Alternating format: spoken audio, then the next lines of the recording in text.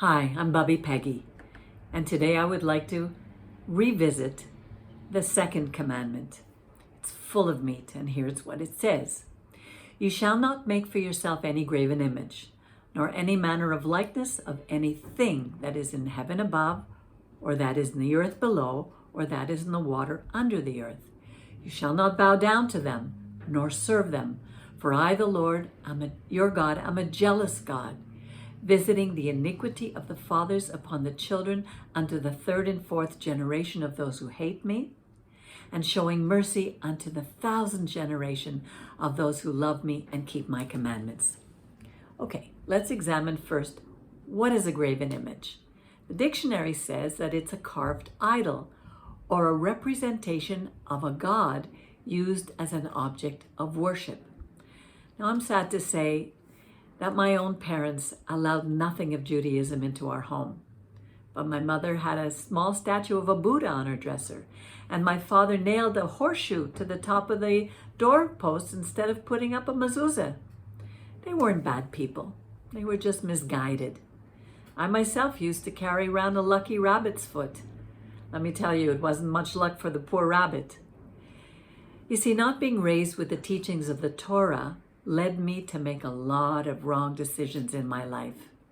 But now I'm happy to say that I'm back on track. And my hope is that I could save you from some of the mistakes that I made. Now, symbols of good luck and fortune are opposite to what our Borei Olam wants for us. He asks us to listen, shema, to hear, to trust him, not to believe in luck. How often have you heard, knock on wood, or cross your fingers and hope to die? Hope to God? I don't remember whichever one it was. They're all mere superstition and idolatry that comes from polytheistic religions where they have many gods. There's only one God, one Echad. It says not to bow down or serve any manner of likeness. The word in Hebrew for likeness is timunah. It also means picture or reflection. We are made in God's temunah, his likeness and image. And when we replace this image for a false one, not only do we distort our Creator, we distort our own image, our own reflection in the world. Now, the commandment also says, I am a jealous God. Does God get jealous like we do? He gave us emotions, but God doesn't think the way we do. The Borei Olam wants to protect us from serving images that will only lead us down the wrong path. I know firsthand about the terrible consequences of making these wrong decisions. I played with astrology, with the horoscopes, with rune stones, tarot cards, the Ouija board, everything that the New Age and the occult had to offer. And they all led me further and further away from the God of Israel, and a lot of destruction in my life and in the life of my children. I remember visiting a center downtown here in Montreal where they have a big statue of Sai Baba, an Indian guru, and people were bowing down and worshiping this image. Thankfully, something inside said, we don't do that. There are other types of idols we can make for ourselves. I recently watched a program where a woman would only dress in clothes that were exact copies of those worn by the Duchess Kate Middleton. She was so taken by Duchess Kate that she had no identity of her own. How was this woman honoring herself as a woman of value in the eyes of our Creator? When I was 13 years old, the Beatles were big, and I was madly in love with Paul McCartney. I put up a huge poster of him in my room and would cry in pain over how much I loved him. I never even met him, but I worshiped the ground that he walked on. How easy is it for us to worship images without even realizing it? Now, the last part of this commandment says, visiting iniquity of the fathers upon the children to the third and fourth generation of those who hate me, and showing mercy to the 1,000th generation of those who love me and my commandments, and keep my commandments. This is not to be taken literally, but the third and fourth generation means that a generational curse can follow a family for a limited period of time when we disobey God's principles of life.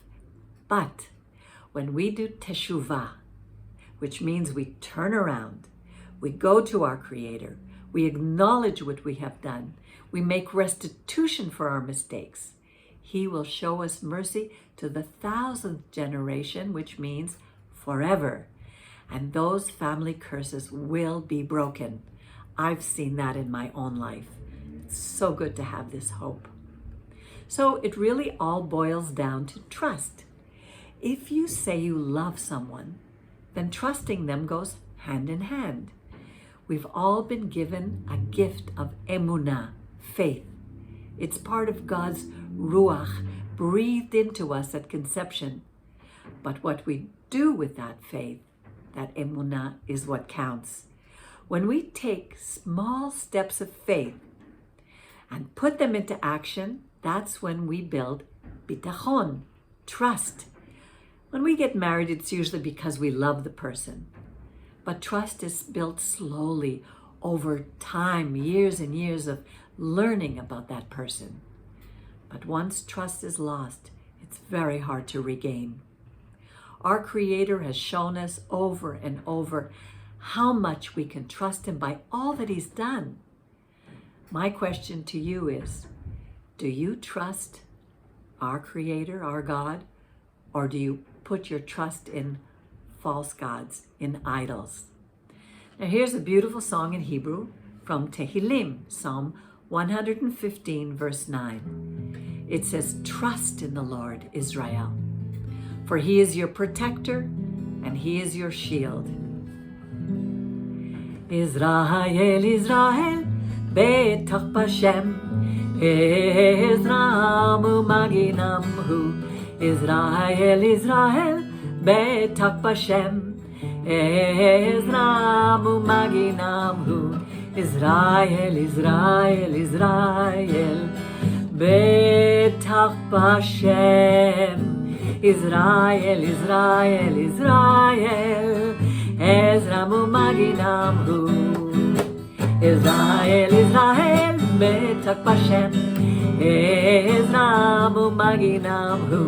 Israel, Israel, betach b'Shem, Ezram u'maginam hu. Israel, Israel, Israel, betach b'Shem.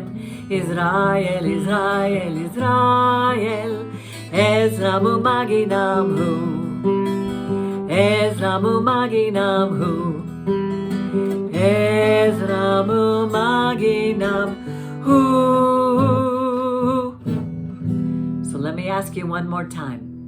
Do you trust in our Creator, or do you trust in idols? Have a wonderful day, and next time I'll see you when we go over the third commandment. Have a wonderful day.